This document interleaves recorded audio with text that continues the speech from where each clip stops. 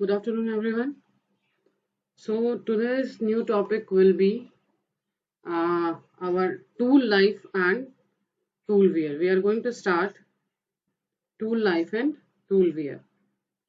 हमने अभी तक लास्ट लेक्चर में जो मैंने आपको पढ़ाया वो ये था कि हाउ टू मतलब how the tool have been made, tool बनाए कैसे जाते हैं। ठीक है, तो हम लोग स्टार्ट करते हैं कि हमने देखा कि टूल कैसे बनाए जाते हैं, किन मटेरियल्स का इस्तेमाल किया जाता है, कौन से कटिंग फ्लूइड उसमें इस्तेमाल की जाती है, कटिंग फ्लूइड के टाइप्स क्या होते हैं। अब हमने जब हमको पता है कि जब भी वर्कपीस और टूल आपस में दोनों टकराते हैं तो दोनों के बीच में घर्षण होता है, दैट मीन्स फ्रिक्शन होता है। और फ्रिक्शन की वजह से उसमें कई सारे डिफेक्ट्स पैदा होते हैं। जैसे कि मैंने बताया कि हीट जोन होता है। मैंने आपको बताया था कि एक ये टूल है हमारे पास में, सॉरी एक वर्क पीस है। और ये हमारा, अगर हम टूल बोले इसको, ये टूल है, ये वर्क पीस है, और यहाँ से ये चिप है। ठीक है, तो यहाँ पर एक हीट जोन आपको एक हीट जोन आपको इस एरिया में मिलता है, एक हीट जोन आपको इस एरिया में मिलता है। इसको हम बोलते हैं प्राइमरी हीट जोन, और इस एरिया को हम बोलेंगे सेकेंडरी हीट जोन।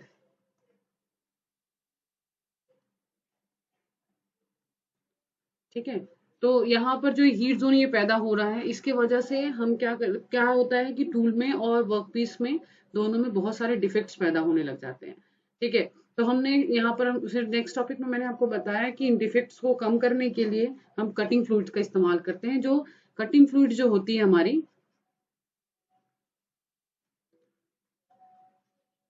जो कटिंग फ्लूइड्स होती हैं वो दो पर्पस के लिए यूज होती है। सबसे पहला उसका काम होता है कूलिंग इफेक्ट, जो एरिया है उसको ठंडा करना, और दूसरा उसका काम होता है ल्यूब्रिकेशन, ल्यूब्रिकेशन इफेक्ट। ठीक है, इन दोनों के बावजूद भी प्रॉब्लम होती है कई बार, और हमारा टूल जो है खराब होता है। आपके पास मैंने बताया आपको, जैसे चाकू का एग्जांपल मैं अक्सर आपको दिया करती हूँ। चाकू भी एक टाइम के बाद में वो ब्लंट हो जाता है, तो आपको उसको धार कराना पड़ता है। आपके घर में कैंची होगी, कैंची भी आप इस्तेमाल करते हैं तो एक टाइम के बाद में वो कटिंग करना बंद कर देती है। तो उसी तरह से जो टूल रहता है, वो टूल भी हमारा कटिंग करना बंद कर देता है। ठीक है, क्यों बंद कर देता है? तो सबसे पहले क्यों बंद कर देता है उसको, उस टॉपिक को हम कहेंगे जब ये जो हम पढ़ने वाले हैं इसका नाम है टूल वियर, मतलब हमारा टूल खराब कैसे होता है। ठीक है, तो टूल वियर के 3-4 रीजन हो सकते हैं। तो सबसे पहला रीजन है टेम्परेचर फेलियर। टेम्परेचर फेलियर, जैसा मैंने आपको बोला कि टेम्परेचर फेलियर में क्या होता है, प्लास्टिक डिफॉर्मेशन होता है। प्लास्टिक डिफॉर्मेशन, अब ये होता क्या है प्लास्टिक डिफॉर्मेशन? आप लोगों ने मैकेनिकल प्रॉपर्टीज में पढ़ा है इलास्टिसिटी, प्लास्टिसिटी। ठीक है, प्लास्टिक डिफॉर्मेशन का मतलब होता है परमानेंट डिफॉर्मेशन। प्लास्टिक डिफॉर्मेशन का मतलब होता है परमानेंट, यानी पूरी तरीके से टूट जाना। ठीक है, और उसमें वो कहाँ पर होता है, कटिंग एडजेस में होता है। ये जो हमारा ये जो कटिंग एड्ज है ना, यहाँ पर हमारा टूल, अगर मैं टूल को इस तरह से डिजाइन डिजाइन करूं तो ये जो हमारा कटिंग एड्ज है, ठीक है, यहाँ से कट कर रहे हैं हम, यहाँ से कट कर रहे हैं, तो ये जो कटिंग एड्ज होता है यहाँ पर इसको ये टूट जाता है। क्यों टूट जाता है? Due to the high temperature.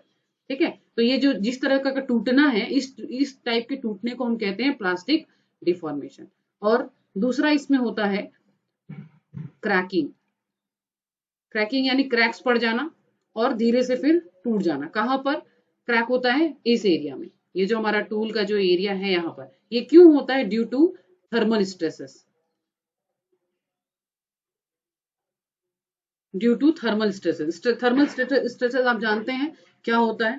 ठीक है, पहला कारण। दूसरा कारण हमारा टूल वियर का होता है rupture of a tool point. Rupture of tool point. Rupture of tool point, rupture मतलब किसी भी टूल पॉइंट का टूट जाना। ठीक है, वो क्यों टूट जाता है? कारण कैसे, किस तरह से रप्चर होता है? सबसे पहला कारण है chipping, chipping of tool edges due to mechanical impact. Mechanical impact मतलब क्या है? Fatigue failure. फटीग फेलियर मतलब आप जानते हैं सभी लोग कि कंटिन्यूअस फोर्स का अप्लाई होना और उसको रिमूव करना, फिर उतना ही फोर्स अप्लाई होना किसी भी ऑब्जेक्ट पे, फिर उसको रिमूव करने से क्या होता है, वहां पर वो जो है फटीग फेलियर वहां पर होता है, इम्पैक्ट फोर्स डेवलप होता है, जिसकी वजह से चिपिंग होती है। चिपिंग मतलब छोटे छोटे चिप्स के फॉर्म में जो हमारा टूल का पॉइंट है वो निकल के चला आता है। ठीक है। सेकेंड जो है रप्चर कैसे होता है? Crumbling, crumbling of cutting edge. ये होता क्यों है? ड्यू टू, मैंने आपको बताया था, due to built up edge. इसके होने के कारण बिल्ट अप एज क्या होता है आपको मैंने टाइप्स ऑफ चिप्स में बताया था। अब क्रम्बलिंग ऑफ कटिंग एज मतलब क्या होता है? जो कटिंग एज होता है हमारा, ये जो अगर हमारे पास कटिंग एज है, इसके ऊपर जो है चिप्स जो है वेल्डिंग हो जाती है, प्राइमरी जोन में और सेकेंडरी जोन में। इस तरह से वेल्ड हो जाता है। क्यों वेल्ड हो जाता है? क्योंकि यहाँ पे इतना ज्यादा हीट जनरेशन हो जाता है और कूलिंग इफेक्ट कम होता है ल्यूब्रिकेंट्स का, कटिंग फ्लूइड्स का, तो यहाँ पर वेल्डिंग इफेक्ट की वजह से यहाँ पर कटिंग एडजेस में छोटे छोटे जो चिप्स होते हैं, बुरादे जो बोलते हैं हम लोग, बुरादा, वो मेटल के फॉर्म में यहाँ पर चिपक जाता है, तो इसको हम कहेंगे क्रम्बलिंग ऑफ कटिंग एज। तो ये क्या होता है? कंटिन्यूअस होने की वजह से एक टाइम आता है कि ये इस तरह से टूट करके निकल जाता है, तो ये जो कटिंग एज है हमारी ये खराब हो जाती है। ठीक है, तो इसको हम कहेंगे rupture of a tool point. Okay. और थर्ड रीजन जो है हमारा है, थर्ड रीजन है gradual wear at tool point. Okay, gradual wear of a tool point. Gradual wear मतलब क्या होता है? इसमें दो पॉइंट आते हैं। पहला है फ्लैंक वियर, मतलब घिस जाना, काम करते करते घिस जाना। तो कहाँ कहाँ घिसाव होता है? फ्लैंक वियर में होता है, एक फ्लैंक में होता है, एक होता है क्रैटर वियर। ये क्रैटर वियर कहाँ होता है? On the rake face, on the rake face of tool. Crater wear rake face में होता है टूल के। ठीक है, तो अब ये होता क्या है, क्रैटर क्या होता है और फ्लैंक वियर क्या होता है, एक छोटा सा डायग्राम बना करके मैं आपको एक्सप्लेन करती हूँ। सॉरी,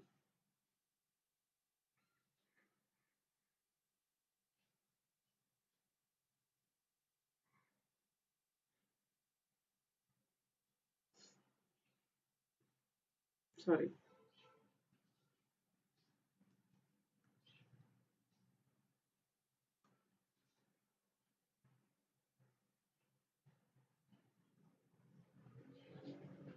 ये हमारा मान लीजिए एक वर्क पीस है, ये चिप्स है। ठीक है, ये चिप्स है और एक टूल बना लेते हैं हम।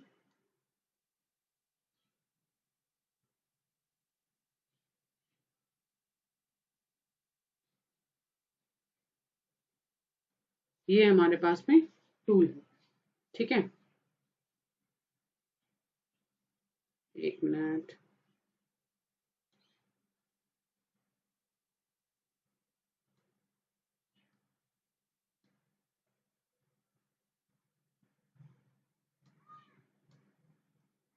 चिप का फ्लो जो है वो हमेशा ऑब्जेक्ट के ऊपर से होकर के जाएगा।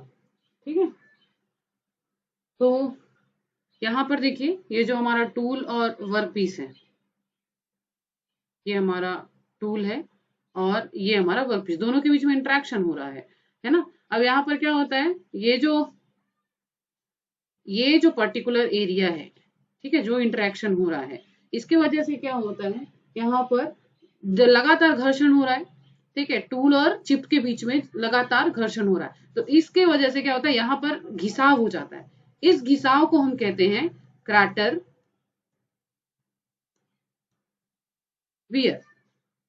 ठीक है, और जो घिसाव जो है नोक पर होता है, ये यहाँ पर इस पॉइंट को हम कहते हैं फ्लैंक वियर।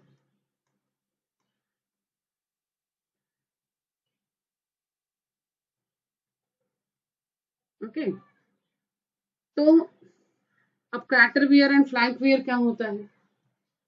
तो जो क्रैटर वियर होता है, चलिए सबसे स्टार्ट करते हैं, what is crater wear and what is flank wear, थोड़ा सा और डिटेल में जाते हैं हम लोग।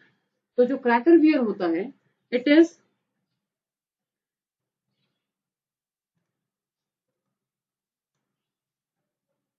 क्रैटर वियर, ये हमेशा रेक फेस में होगा। क्रैटर वियर हमेशा ही रेक फेस में होता है, और इसका जो वियरिंग होता है वो सर्कुलर फॉर्म में होता है, हमेशा सर्कुलर फॉर्म में होता है। और ये इसका स्टार्ट कहां से होता है? It starts from tool tip, tool के टिप से वो स्टार्ट होता है। ठीक है, और इसकी वजह से क्या होता है, जो टूल की ज्योमेट्री है, टूल ज्योमेट्री जो मैंने आपको बताया है, एंगल्स पढ़ाए हैं आपको, ये क्या हो जाती है, चेंज हो जाती है, इट चेंजेस। ओके, और अब फ्लैंक वियर क्या होता है?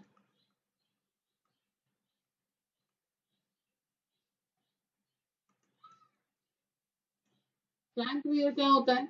फ्लैंक वियर जो होता है, मैंने जैसे आपको बताया, ये है पोर्शन फ्लैंक वियर का। ठीक है, तो ये होता कहां पर है, आप देखिए, ये नीचे की तरफ में, इस नीचे की तरफ में पोर्शन में होता है, तो इसको हम ये कह सकते हैं कि फ्लैंक वियर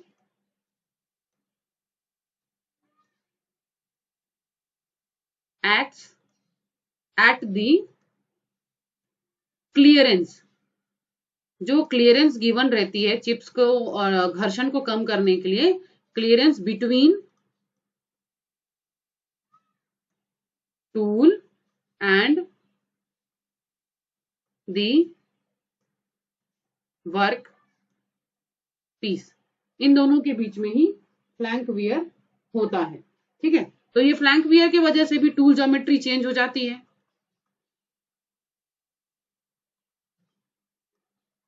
टूल ज्योमेट्री जो हमारी होती है, वो चेंजेस हो जाती है, या मॉडिफाई कह सकते हैं हम इसको। ठीक है,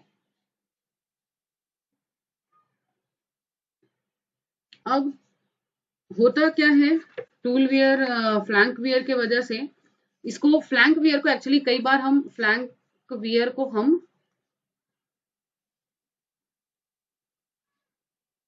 एडजेस वियर भी कह सकते हैं। ठीक है, और इसको वियर लैंड भी कहा जाता है।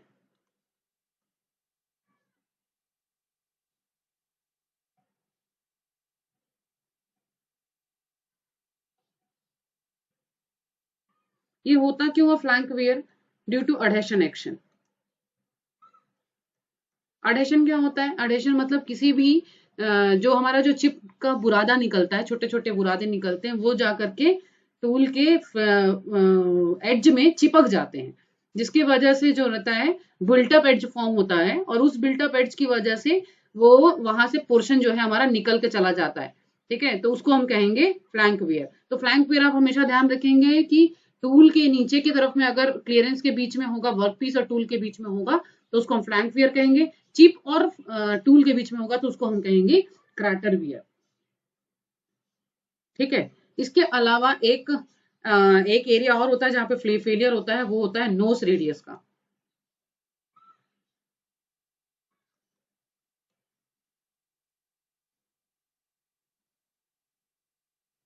What is nose radius?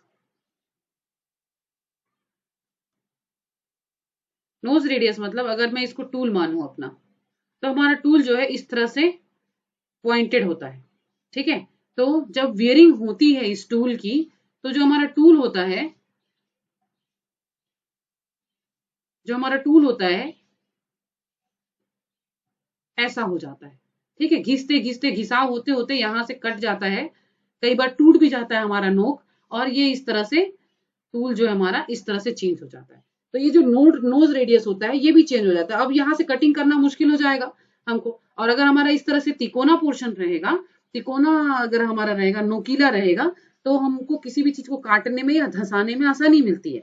मगर यहाँ पर जब हमारे नोज का रेडियस चेंज हो जाता है तो कट करने में मुश्किल हो जाता है। ठीक है, तो ये था आपका टूल वियर। कितने प्रकार के होते हैं मैंने बता दिया, क्यों होता है ये भी मैंने बता दिया आपको।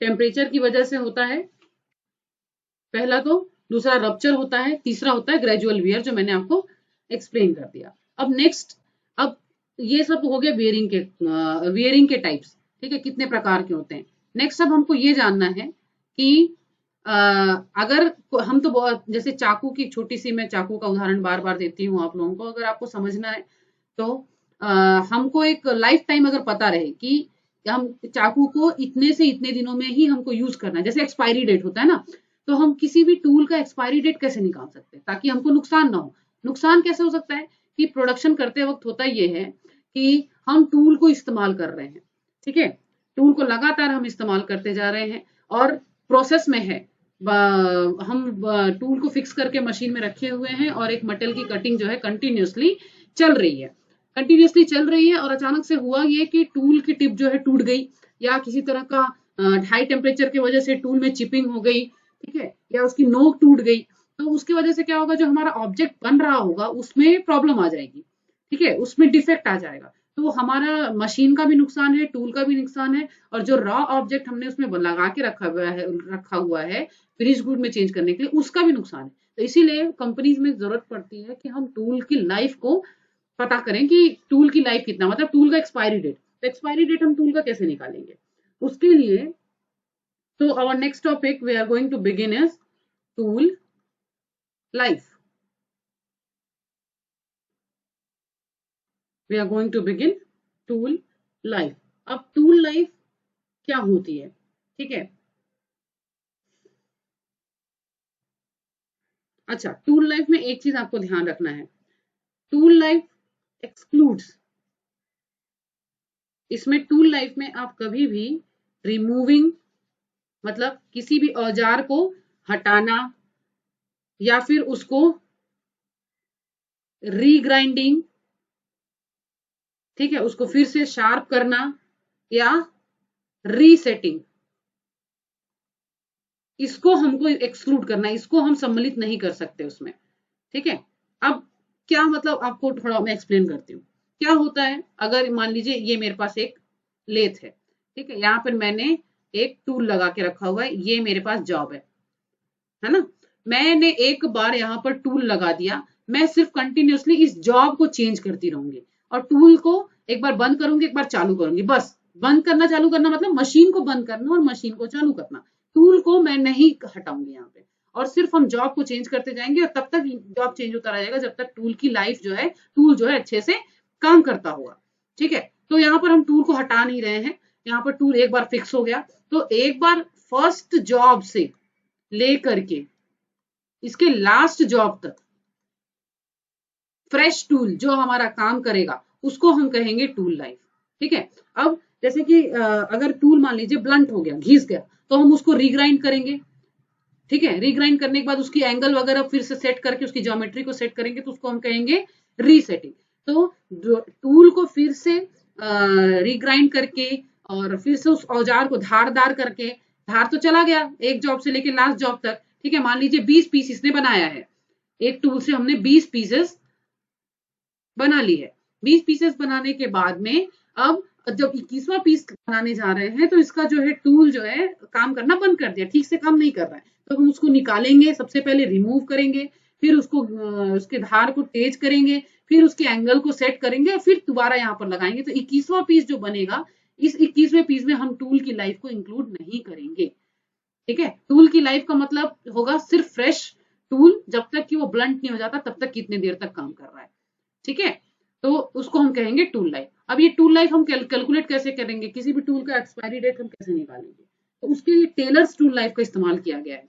टेलर एक साइंटिस्ट थे जो आपको पता है, टेलर्स टूल लाइफ, उन्होंने एक इक्वेशन दिया है Vt to the power n equals to C। इसमें V क्या है, व्हाट इज V? इसमें V है आपका कटिंग स्पीड इन मिनट्स,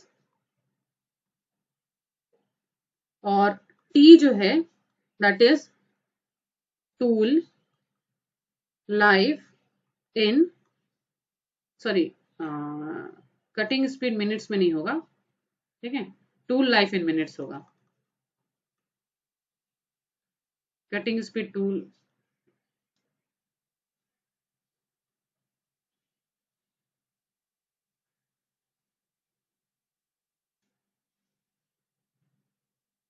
ठीक है। And what is C?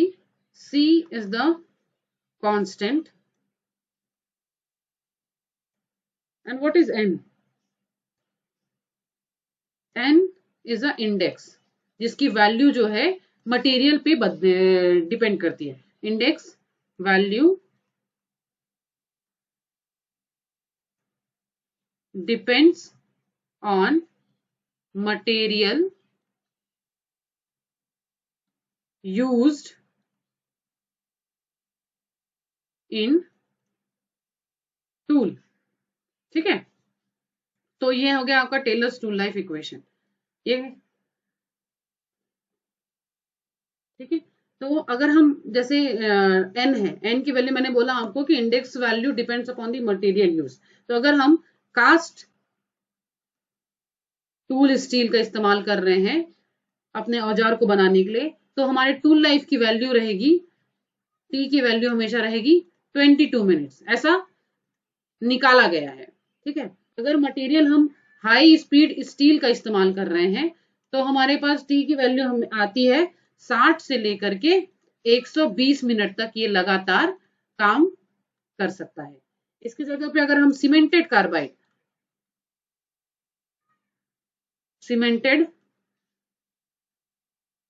Carbide का अगर हम इस्तेमाल करते हैं तो ये 240 मिनट से लेकर के 480 मिनट तक ये हमारा औजार जो है काम करेगा। तो ये क्या है, ये तीनों जो है टूल लाइफ है, ये तीनों टूल लाइफ है, ठीक है। अब व्हाट आर द फैक्टर्स, अब टूल लाइफ हम पे किस पे निर्भर करता है, ठीक है। हम टूल लाइफ को बढ़ाने के लिए क्या कर सकते हैं? फैक्टर्स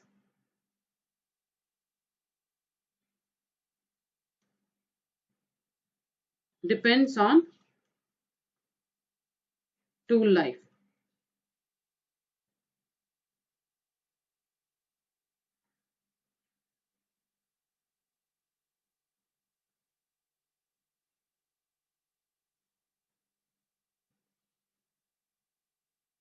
ठीक है। कटिंग टूल की लाइफ बढ़ाने के लिए हमको कुछ कुछ फैक्टर्स पे ध्यान देना पड़ेगा। सबसे पहला आएगा कटिंग स्पीड, ठीक है। कटिंग स्पीड मतलब हमको स्पीड को इतना रखना है अपने कटिंग स्पीड को कि एकदम हड़बड़ाहट, कोई इम्पैक्ट फोर्स उसमें ना लगे, उसमें कोई थर्मल इफेक्ट ना आए, और कटिंग स्पीड ऑप्टिमम होनी चाहिए। हर एक टूल की मटेरियल के हिसाब से स्पीड जो है हम पहले एक्सपेरिमेंट करके हम निकाल लेते हैं और उसको हम उसी ही स्पीड के अकॉर्डिंग ही हम काम करते हैं, ठीक है। हर चीज की एक ऑप्टिमम वैल्यू होती है। अगर हम एक ग्राफ ड्रॉ करें, ठीक है, ये यहाँ पे स्पीड ले लेते हैं, यहाँ पर टूल ले लेते हैं, और कुछ मटेरियल्स जैसे कि मैंने आपको बताया सीमेंटेड कार्बाइड, यहाँ पर हाई स्पीड स्टील, तो जब इसकी टूल लाइफ देखी गई, आप देखिए यहाँ पर कास्ट टूल स्टील है, इसका सबसे कम टूल लाइफ है ना, और हाई स्पीड स्टील का मॉडरेट है 60 to 120। सीमेंटेड कार्बाइड की जो टूल लाइफ है वो 240 से लेकर 480 मिनट तक है, ठीक है। तो इन सब के अगर ग्राफ प्लॉट किया जाए तो आप देखेंगे ऊपर में, अगर मैं सीमेंटेड कार्बाइड लूंगी तो आपको इस तरह से कर्व मिलेगा। यहाँ पर सीमेंटेड कार्बाइड का टूल लाइफ आएगा, यहाँ पर बीच में आएगा आपका हाई स्पीड स्टील का, और सबसे कम किसका है, हमारे कास्ट आयरन टूल का। ठीक है, तो इसका मतलब क्या है कि जितना ज्यादा हार्ड मटेरियल रहेगा उतना ज्यादा जो है टूल लाइफ जो है आपकी ज्यादा रहेगी। ओके, यहाँ पे सबसे सॉफ्ट जो है आपका कास्ट है, क्योंकि हाई स्पीड स्टील जो है आपका एलॉय है। सीमेंटेड कार्बाइड जो है आपका एक तरह से एब्रेसिव है, जो सबसे ज्यादा हार्ड होगा। ठीक है, तो cutting speed is depending upon the hardness of the tool.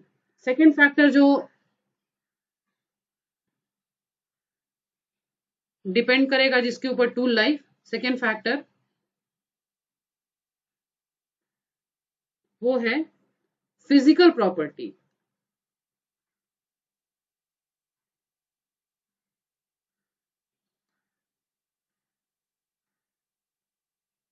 Physical properties of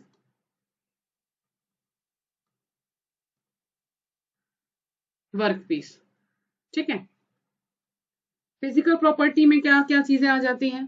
physical property आपको प्रॉपर्टीज पढ़ाया गया, केमिकल प्रॉपर्टी,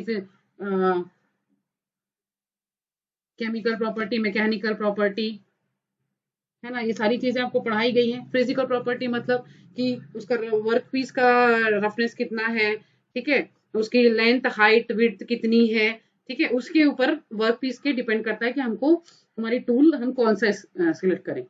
दूसरा है, sorry next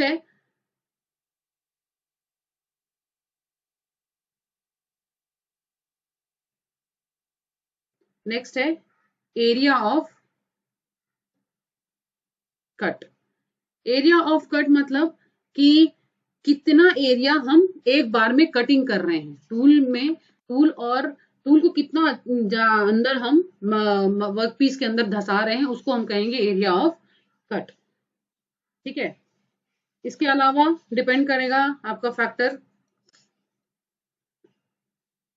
shape and angles of tool. Shape मैंने बताया आपको किस प्रकार का शेप, अलग अलग शेप होता है हर एक टूल का। ठीक है, हथौड़ा भी एक तरह का औजार होता है, आपके पास में आपका चाकू भी एक तरह का औजार है, हमारे पास में ड्रिलिंग मशीन एक तरफ का, ड्रिलिंग मशीन का टूल आपने देखा है वो अलग होता है, लेथ का टूल अलग होता है। तो उसके शेप पे निर्भर करता है कि हम उसकी टूल लाइफ कितनी होगी। एंगल मैंने बताया आपको कितने प्रकार के एंगल, रेक एंगल होता है हमारे पास में, बैक रेक एंगल और side rake angle, cutting edge angle, है ना, इन सारे एंगल्स की जो वैल्यूज मैंने आपको बताई थी उसके ऊपर निर्भर करता है कि टूल लाइफ कितनी होगी। ठीक है, इसके बाद नेक्स्ट जो डिपेंड करता है टूल मटेरियल के ऊपर। टूल लाइफ डिपेंड करता है टूल मटेरियल के ऊपर, हम कौन सा टूल मटेरियल इस्तेमाल कर रहे हैं। सॉफ्ट, जैसे मैंने आपको बताया था कि टूल मटेरियल मतलब कि सॉफ्ट मटेरियल को काटने के लिए हमको उससे ज्यादा हार्ड टूल की जरूरत पड़ेगी। ठीक है, सॉफ्ट के लिए अगर कोई सॉफ्ट मटेरियल काट रहे हैं, उससे कम सॉफ्टनेस वाला आप किसी भी ईंटे को रुई से नहीं काट सकते। ठीक है, किसी भी ईंटे को आप रुई नहीं काट सकते, आप किसी भी ईंटे को अगर आपको फोड़ना है तो आपको हथौड़ी की जरूरत पड़ेगी। सिंपल सा एग्जांपल है। ठीक है, तो हमको टूल मटेरियल के ऊपर निर्भर करता है कि टूल लाइफ कितनी होगी। ठीक है, इसके बाद नेचर ऑफ कूलेंट।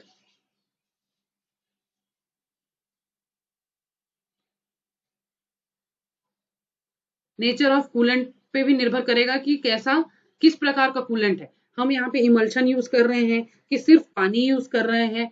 जैसे कि कोई अगर अगर आपको पता है कि सिर्फ पानी यूज करेंगे तो जंग लग जाएगा, जंग लगने की वजह से एक वक्त ऐसा आएगा कि हमारा टूल जो है खराब हो जाएगा, तो हम पानी में हल्का सा तेल को मिला करके इस्तेमाल करेंगे। वो कौन सा तेल है, मिनरल ऑयल है कि वेजिटेबल ऑयल है, वो भी डिपेंड करता है। जनरली मिनरल ऑयल इस्तेमाल किया जाता है, कई बार बिना पानी मिक्स किए भी ऑयल को इस्तेमाल किया जाता है, मिनरल ऑयल। ठीक है, तो किस प्रकार का कूलेंट हम इस्तेमाल कर रहे हैं उसके ऊपर भी आपकी टूल लाइन जो है डिपेंड करेगी। इसके बाद rigidity. Rigidity of tool, work and machine tool. Rigidity मतलब जब आप जानते हैं सभी लोग, जब टूल में हम टूल को मशीन में फिक्स करते हैं तो मशीन जो है वाइब्रेट करती है ना। मशीन को जैसे हम चालू किए तो मशीन जो है हिलना शुरू कर देती है। उसकी वजह से हमारे टूल में, अगर टूल हमारा हिलता हुआ होगा तो वो टूट जाएगा। ठीक है, उसी प्रकार से अगर जिस जॉब को हम कट कर रहे हैं, अगर जॉब हमारा हिलता डुलता हुआ रहेगा तो किसी तरह प्रकाश डगमगाएगा तो हमारे टूल के टूटने की संभावना बढ़ जाएगी। इसके साथ साथ मशीन अगर ज्यादा हिलेगी, इसमें वाइब्रेशन ज्यादा रहेगी, तो उसके कारण पूरा टूल भी हिलेगा और वर्क भी हिलेगा, हमारा काम भी हिलेगा। इसलिए उसमें उस केस में भी हमारे टूल की संभावना, टूटने की संभावना हमेशा बढ़ जाती है। तो दीज आर द फैक्टर्स। तो ये सारे फैक्टर्स हैं जो जिससे हम टूल की लाइफ को बढ़ा सकते हैं, अगर इन बातों का हम ध्यान रखें तो। ठीक है, तो ये सारी प्रॉपर्टीज थी आपकी। तो आज के लिए यहाँ पर एंड करते हैं हम लोग। ये आपका एक लेक्चर बन जाता है। Thank you all of you.